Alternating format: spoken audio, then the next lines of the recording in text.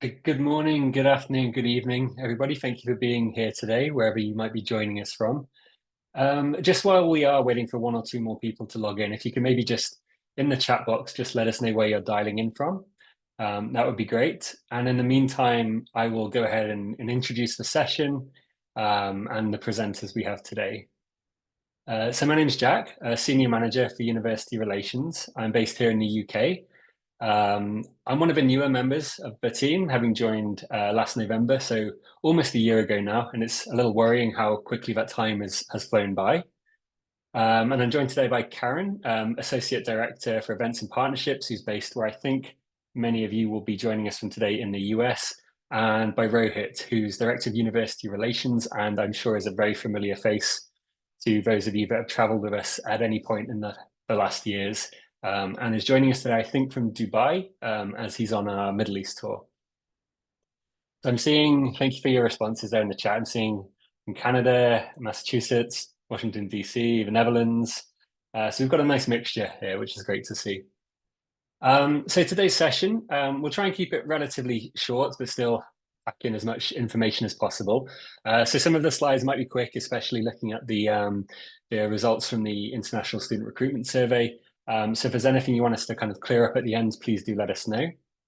And so, as I said, we'll touch on the results from the survey that we carried out a few months ago to begin with, and then we'll look at some regional updates, taking a look at sort of market trends, at what's going on in different regions around the world, and then finally looking at our spring 2025 recruitment tours and the changes that we've made to make them a little bit more flexible for you as universities, so you can kind of design the tour based on your needs.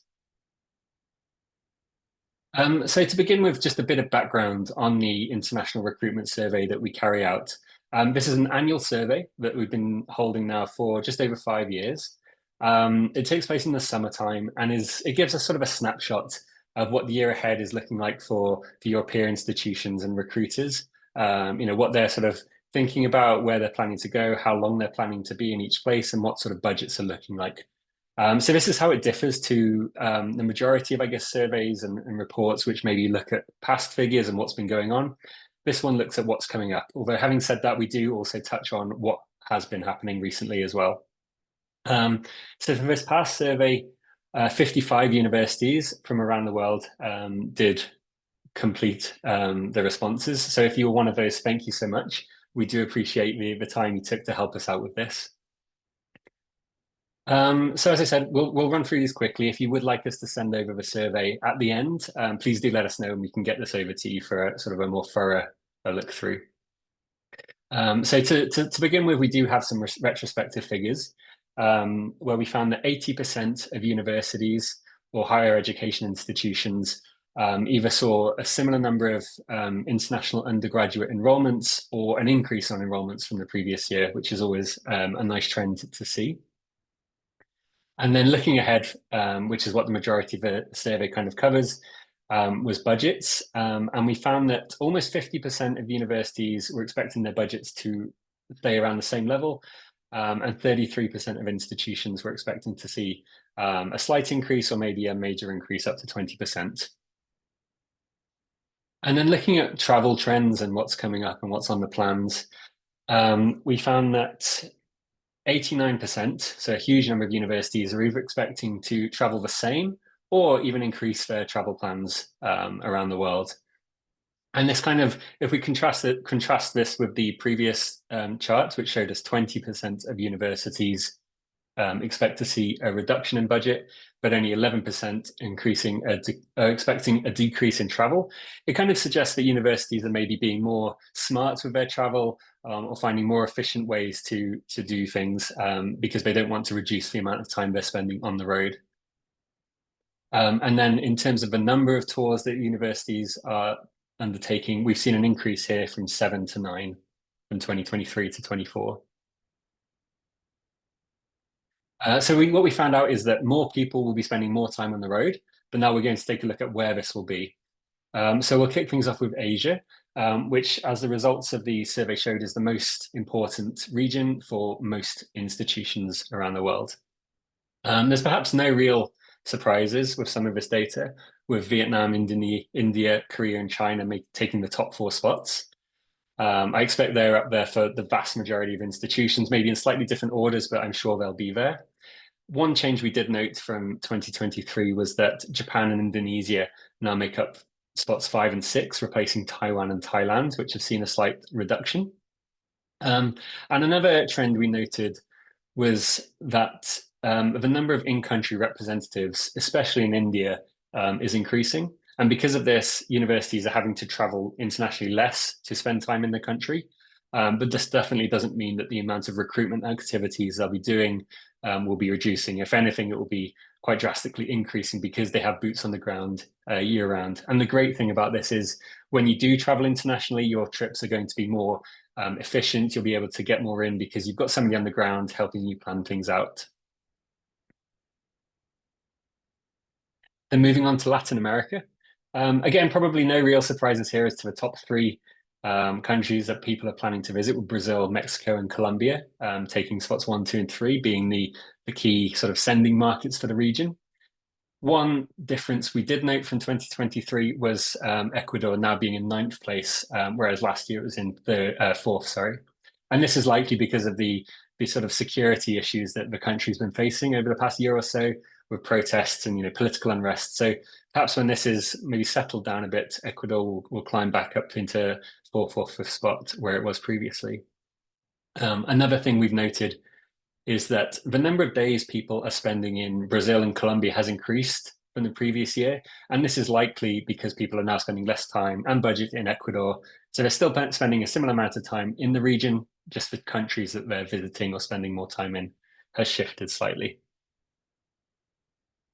And then moving on to the Middle East, it's the usual players here as well, with UAE being well out in front with over 80% universities planning to visit over the next year. The only sort of major change from 2023 was Oman, which has climbed from 6th up into 3rd and only just behind Qatar now. So clearly Oman is becoming a more important country for many universities recruitment-wise. And then finally, we'll take a quick look at Africa, which is, I guess, UnivAssist's newest region in terms of where we are visiting for tours. Here we see Kenya, Nigeria, and Ghana way out in front, all with a very similar sort of percentage of universities planning to visit. The majority of countries that are of interest are on sort of the west or eastern coasts, with Ethiopia taking 4th spot. In terms of Southern Africa, we really only see South Africa as a major destination, although Zimbabwe is making an appearance now with over 20% of universities planning to visit. And then for Northern Africa, we see Egypt and Morocco making an appearance. One of the key factors from Africa is that we are seeing the number of days universities are spending in each country is increasing. And as you can see on the left-hand side, Nigeria and Ghana are especially now increasingly important to many universities recruitment-wise. So yeah, that was a quick look at the survey that was carried out. As I said, if you would like to receive this, please do let us know and we'll get it shared with you afterwards. Now we can take a look at the regional updates. I think I'll hand you over to Rohit. All right, thank you so much, Jack, and greetings everyone from Dubai. We're just gonna talk a little about regional updates or about multiple regions. These are some of the key regions that typically universities look for, and I mean, there's a lot to share, but I think we're just looking at a very high level update, just some top notes and broader strokes. So just talking a little about India, I mean, it's definitely one of the top regions on everyone's recruitment plans, and there's a significant surge for demand in higher education within the country. We're a growing population. I mean, we're a country of 1.4 billion people, but despite that, the gross enrollment ratio in the country is just about 28%. The national education policy does aim to raise that to 50% by 2035. However, I think by 2030, we're expecting a need for about 140 million students to be placed in colleges or higher education institution. And that's the increased demand for higher education in the country that we're expecting in the next 5 years. To really just have those demands met, we're looking at about 1,500 more universities by 2030, but we've only been able to add 341 institutions in the last decade, which actually creates a big gap with universities that students can go to, and creating a very major opportunity for universities to recruit students who are seeking quality education abroad. One of the things that we've been working over the past few years is, and we're working closely with Education USA and some of the US institutions, is to streamline credit transfers for CBSE and ISC students, and just to enable smoother transitions and faster degree completions, and be at par with international curriculum students that do receive those credits. If any one of your institutions would love to hear more about that, we'll be happy to set up calls and share our vision, what we're working, and the projects that we've been doing. California state schools have actually started giving advanced credits for CBSE students, and currently they're working on ISC, which are the two major Indian curriculums in the country. The other thing that we do want to talk about is the rapid expansion of private universities in the country, and not just local countries, local universities, but also international universities who are now setting up their campuses in the country, or just creating those links to private institution and offering dual degree programs and those kind of things. We're expecting a lot more universities with the national education policy and the gift city. We're actually expecting a lot more institutions wanting to open campuses or satellite campuses within the country, and I think in the next few years we're actually going to see India as being one of the key players in global education market. So yeah, I mean, just to summarize, I mean, there's obviously a lot of opportunities for collaboration, and this is the right time to be in India from a student recruitment standpoint. Jack, can we move to the next slide?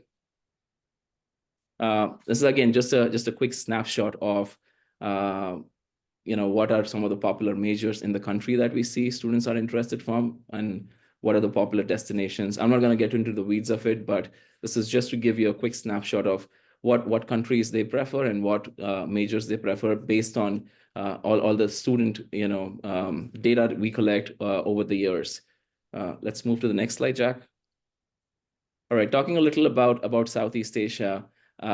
Southeast Asia definitely is a pretty dynamic market for education, for higher education, and it comes with both its opportunities as well as challenges. I mean, just talking about opportunities with Singapore, it actually added 34 new schools in the last 5 years, and that's basically a 19% increase in enrollments.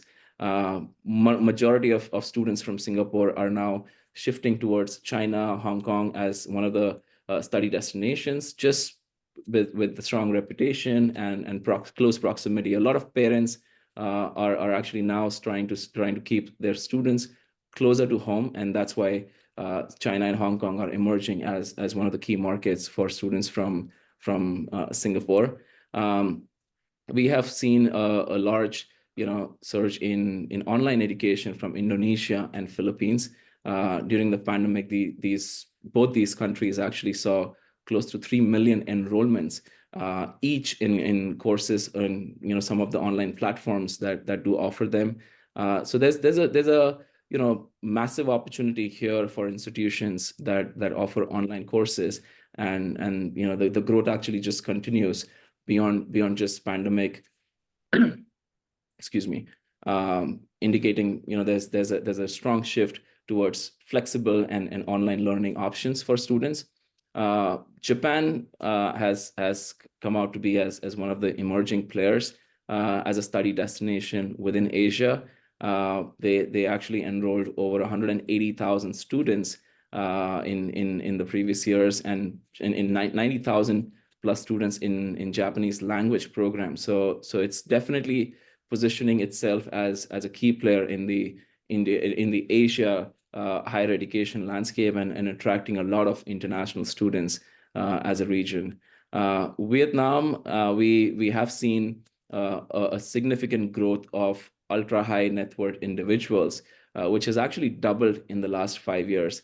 And that has just created more demand for education abroad, or just quality education for students.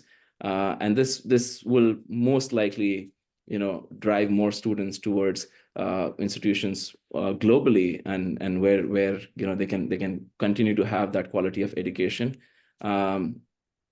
Indonesia, we're seeing some of the accreditation standards being as a risk because of the quality of universities not being at par with some of the other destinations, and that's why there's a lot more students wanting to study abroad, looking at quality education again. So these are some of the key markets that we have been monitoring for the last few years, and definitely seeing the education landscape over here transform, and just creating more opportunities for universities for growth.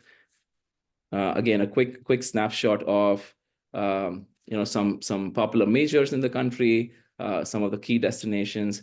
I think across all the regions that we're going to speak with, business continues to remain as one of the top major, and US continues to remain one of the top markets for one of the top destination for international students from these regions.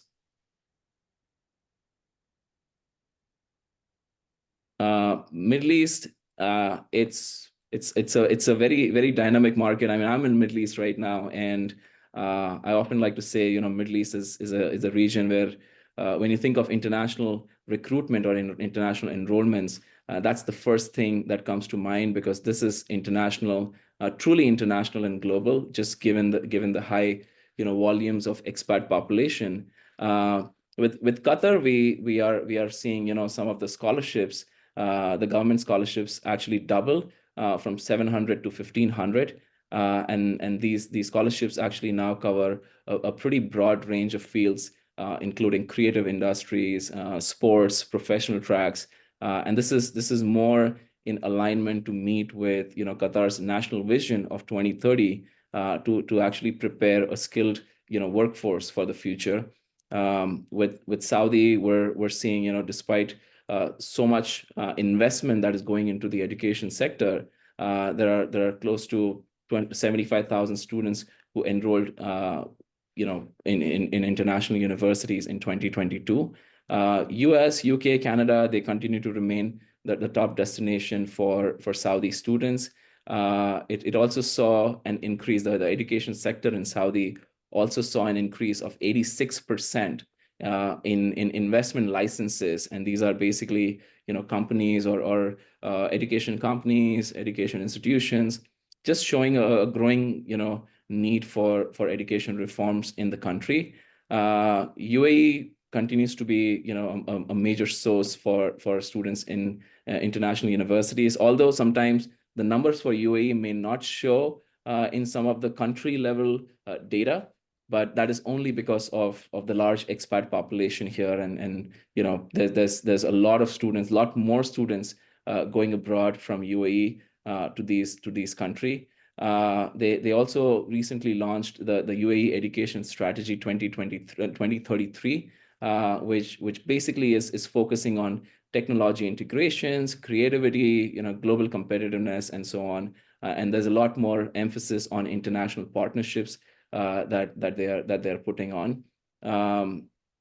In terms of Oman, we are definitely seeing a very heavy investment in scholarships by government.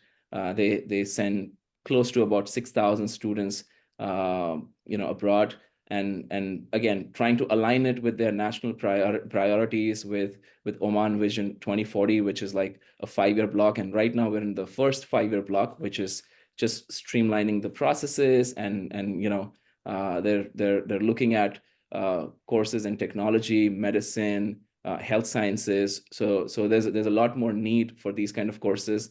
The goal is basically to move away from an oil economy to a knowledge-based economy in these countries, and there's an ever-growing higher demand in international higher education, which basically is one of the reasons a lot of universities need to put Middle East as one of the top priorities for their international university admission strategies.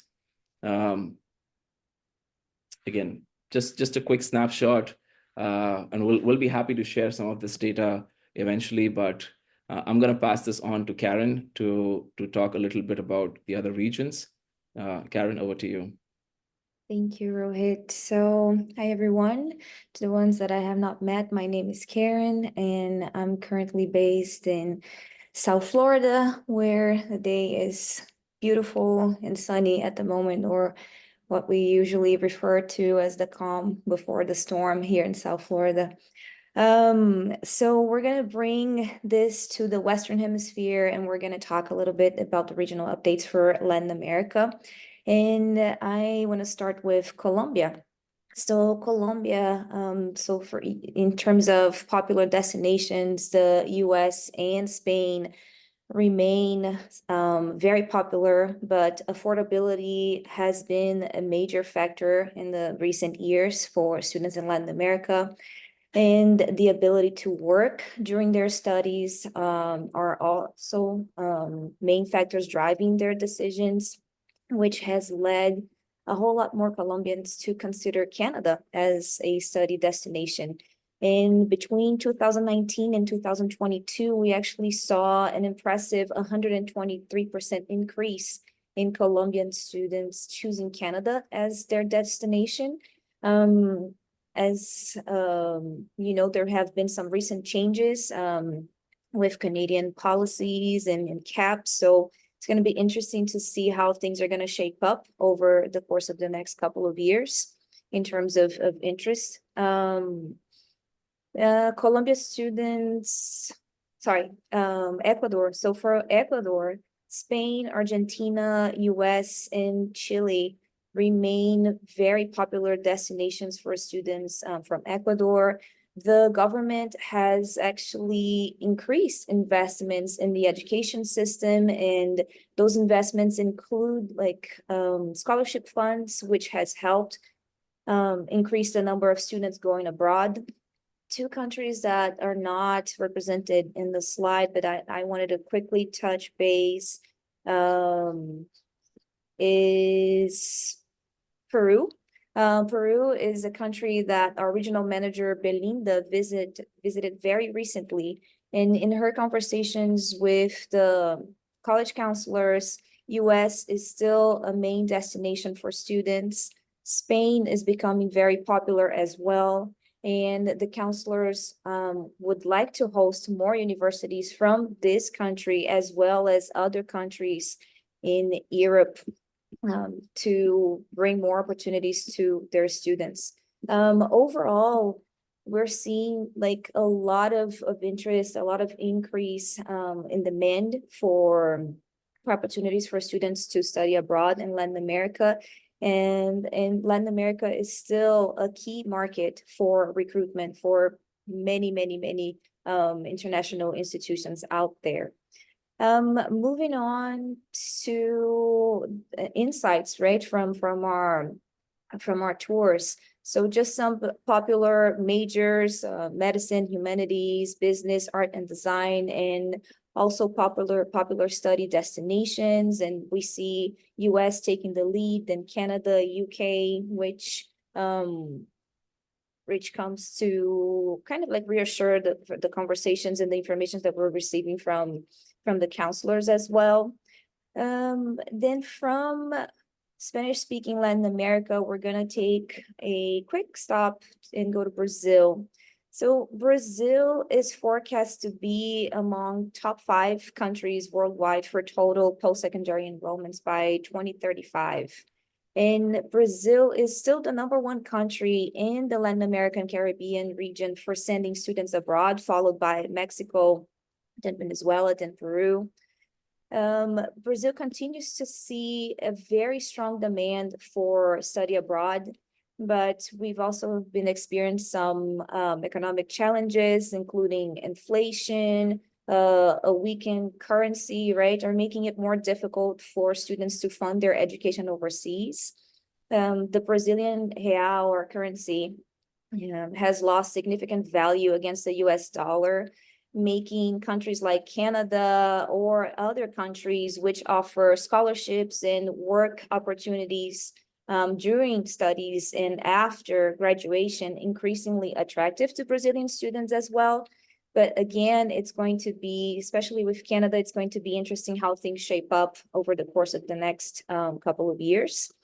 But in 2024, at least 110,000 Brazilian students are studying abroad, with Canada and the US still as the main top destinations for Brazilian students.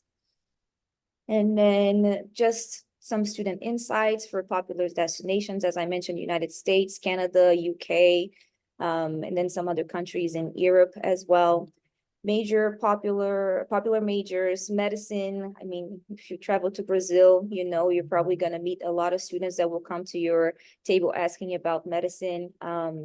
Humanities, business, all strong programs still for Brazilian students.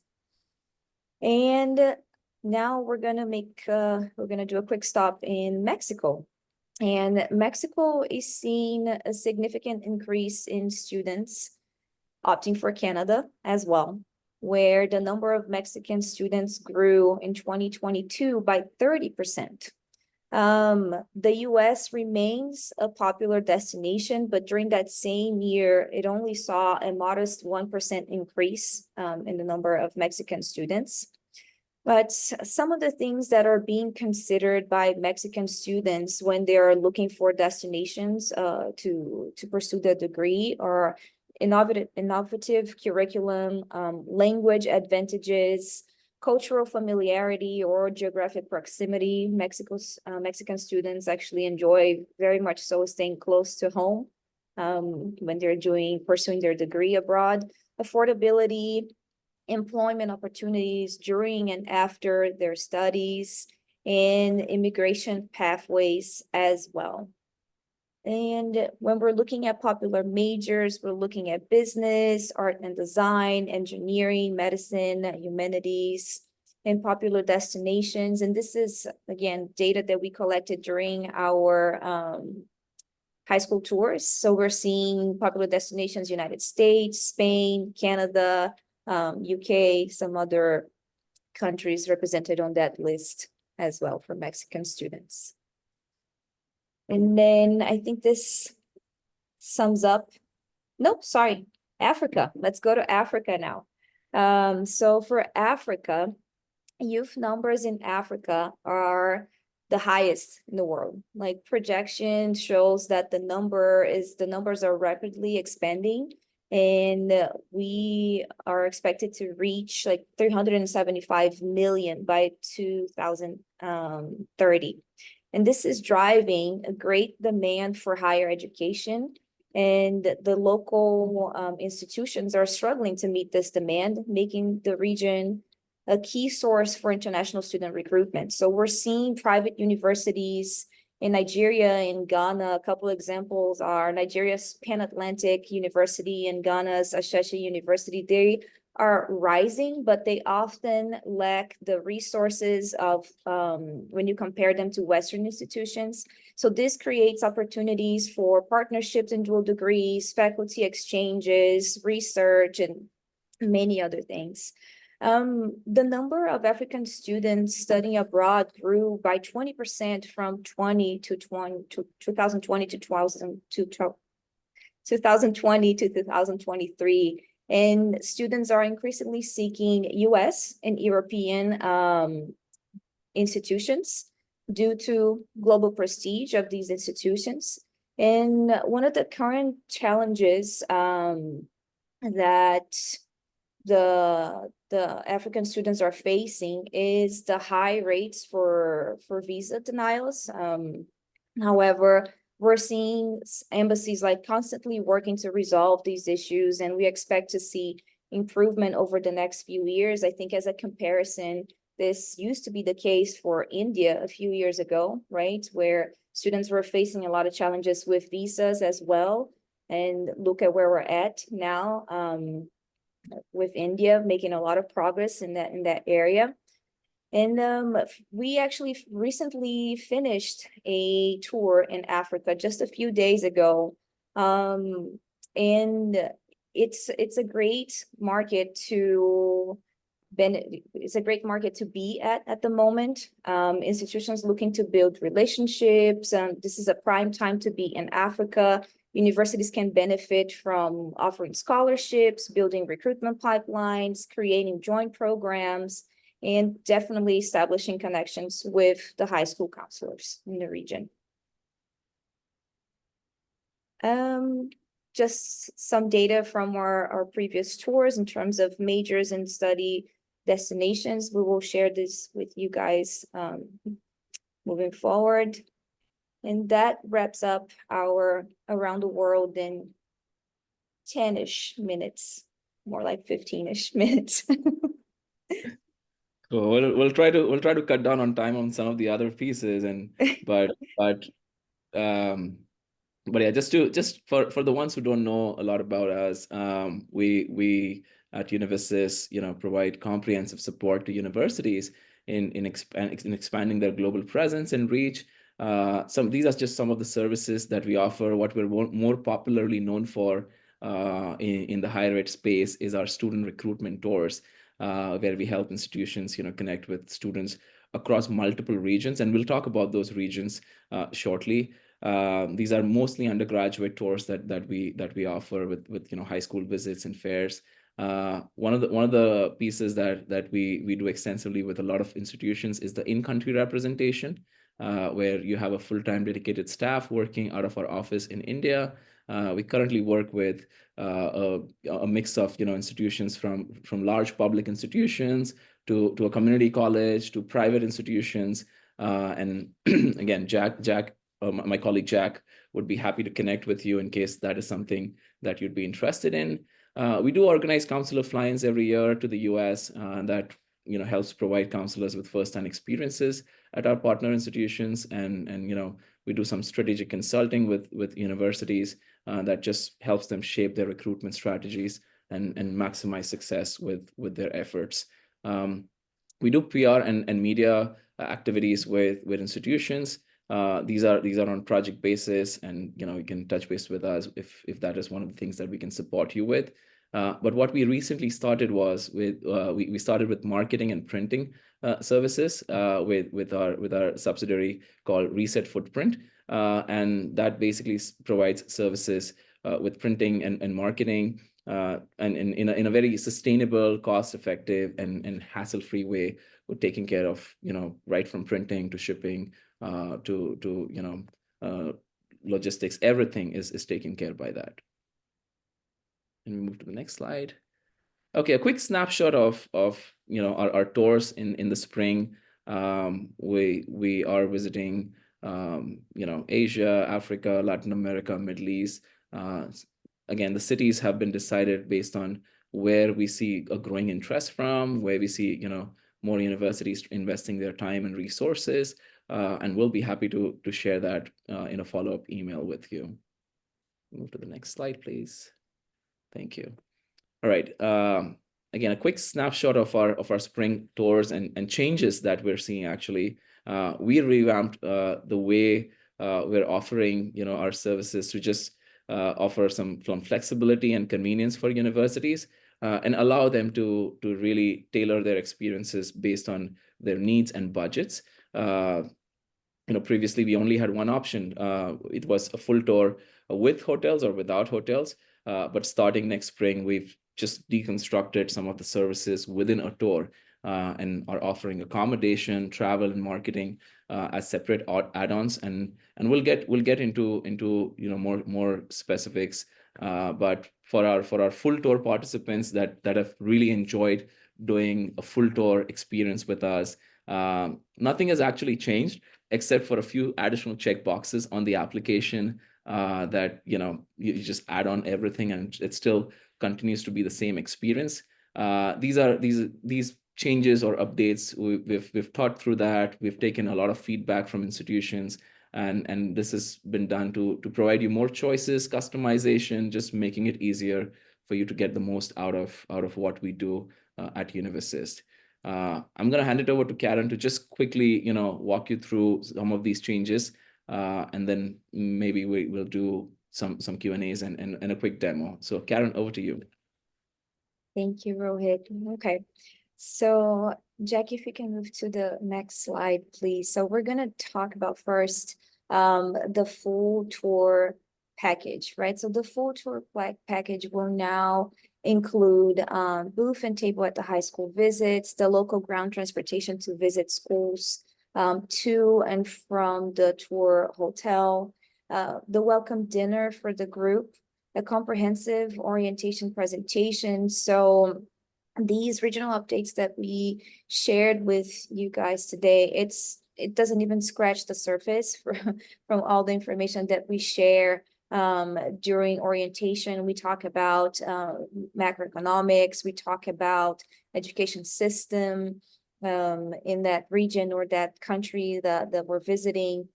We talk about student preferences, challenges, best practices for recruiting in the region. So it's a great way to start the tour and prepare the representatives for the recruitment trip. And this full tour package is actually eligible for discounts. Now moving on to some of the add-ons, as Rohit was saying, people will have to check a few additional boxes during the registration process, but we have split the add-ons into 3 different packages. And the first one is the marketing and promotion add-on. So I don't know if all of you are familiar, but we have regional managers and school liaisons in each of the regions that we operate the recruitment tours. And these UnivAssist members, they are responsible for getting to know these schools, establishing and maintaining the relationships with the schools, the high school counselors. They are our feet on the ground in these regions, our eyes and ears, and they start working with the schools way before the tours, like months in advance, to learn about each of the schools that we're going to visit and see where they're at in the process, where their students are at, to share information about the universities that are going to participate in the tour, and to make sure that the tour and the visits are going to go as smooth as possible. And one of the things that they share with the host high schools before our visit is the school's poster, right? So the counselors can advertise the event ahead of time with their community, with parents, with students, with teachers. We also share the student handout ahead of time with information that we gather from your institutions. And that's shared both in an electronic version with the counselors, and then during the visits, we have the printed version to share with the students. We have the university profiles of each of the universities traveling with us in that student handout, so the students can learn ahead of time about your institution, and they can come as ready as possible to talk to you during the fairs. And as part of the marketing and promotion add-on, we also have the wrap-up report that the universities receive at the end of the tour, with the schedule, the participating institutions, the schools that we visited, the contact information for those schools and the counselors, and the student data as well. The student data, all the data that was collected during the tour, whether it was collected through the online version of the student registration form or during the in-person visits in the printed version, all of that is shared in with the wrap-up report as part of the marketing and promotion add-on as well. Moving to the next one. So the other two ones are pretty straightforward. So one is the travel add-on. And the travel add-on, it includes the flights between the cities on the tour and includes airport arrival pickup when you arrive at the first city, and airport drop-off when we're leaving the last city of the tour, and the group arrival transfers in each city within the tour as well is included in the travel add-on. And then the accommodation add-on is hotel accommodation with breakfast and Wi-Fi included for the duration of the tour. And then each tour will have its set amount of nights that is covered for the accommodation add-on. So those are the three add-on options that the universities are looking at now when they sign up for a full tour, and they can pick and choose whichever one suits their needs best. Yeah. Am I missing anything? Hop-ons. Yes. So hop-ons, it's something that we already had before, and we will continue to offer hop-ons for these tours. And the hop-ons, they include the booth, right? So the table at each of the high school visits, and the ground transportation to visit the schools to and from the tour hotel. And the hop-ons, just like before, are not eligible for discounts, okay? I'm gonna pass this to Jack now. I'll give you a quick run through of how the registration process has now changed with the additional boxes. So this is our homepage, and all you would have to do, hopefully many of you are already familiar with half of this process, but head over for universities, and these are, as Rohit ran through earlier, the different services that we offer. So we'd head to in-person student recruitment, and we do have this broken down by region, but for this demonstration, I'll just head to the main page where we have a breakdown of all the upcoming tours. So for this purpose, I will head to Metro India just because it's the first of the spring semester. So we have a different registration form. And this will, first step, take you through to the tour PDF. And so here you have an overview of everything that we have coming up, including what to expect on a tour, what we include, how they run. And then we have it broken down by region. So we have some history on why recruit with us in that particular region, our sort of impact and our history there. And then a breakdown of the different tours, the cities we'll visit, the number of schools we intend to visit, along with any additional activities, such as councillor events or IC3 regional forums, for example. And then you'll find the breakdown of the tour cost, the marketing and promotion, the travel add-on, and the accommodation add-on. So we go through Latin America, the Middle East, Africa, and then again, just a breakdown of what's included in each option. And then finally, an overview of the hop-on options by city. And this is also a great way to see the actual schedule for the tour, because I think most of the time it's organized perhaps by alphabetical. So here you can say which dates will actually be in each city. Then we have the terms and conditions. And finally, if you hit this red button at the bottom, you'll make your way to the registration form. So not a great deal of change at the top. I won't demonstrate how to insert your institution details. We'll just head right down to the booking section. So we begin with full tours. So for example, if you wish to join our Metro India tour, you'd select the box. And then this is the part where you select your add-ons. So you need to select tour participation. And then if you wanted to do the full tour, select the marketing promotion, travel add-on, and accommodation add-on as well. And then if, say, for example, you wanted to join Mexico, you select the tour participation, and perhaps you want the marketing and promotion add-on, you can select that. But in this case, maybe you want to take care of the travel and accommodation yourself, you would just leave this blank. And then heading on to hop-ons, perhaps you would like to join us in Southeast Asia, maybe just, for example, Vietnam is one of the countries that you're targeting. So you just select the cities of your choice. And then similar with Brazil, if maybe you only wanted to join some visits in Sao Paulo. you'd select that one. And it does give you a total. This doesn't consider any discounts you might be eligible for, but it gives you kind of the charted total there. And then finally, just to confirm your registration, pop in your details again, add a signature, which is a little tricky sometimes on a trackpad, but if you've got a mouse, it can be a little bit smoother. And then the final step is just to validate your email.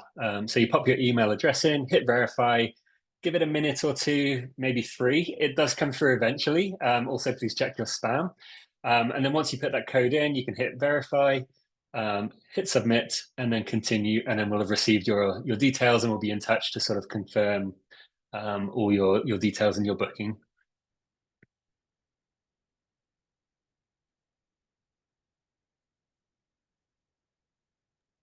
I hope that cleared up the process of all the boxes that need ticking. But any questions, please do let us know about that. I know we've overshot the time by 2 minutes already, but if there are any questions, we'll be happy to take those questions at this point. Please feel free to pop them in the chat box.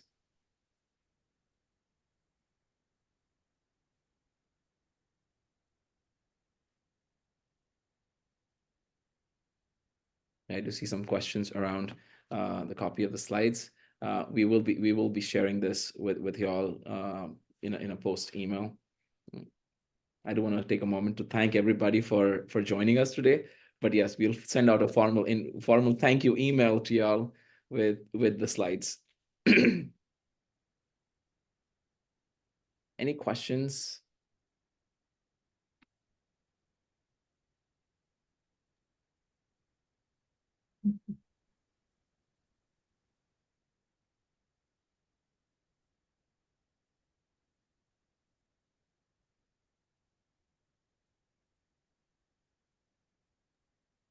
Well, great. I think there are no questions. So thank you so much, everybody. Have a great rest of your week, and thanks once again for joining us. We'll be in touch with you all shortly. And if you have any questions, feel free to reach out to us on our email provided. Thank you, everybody. Thank you, everyone. Everyone.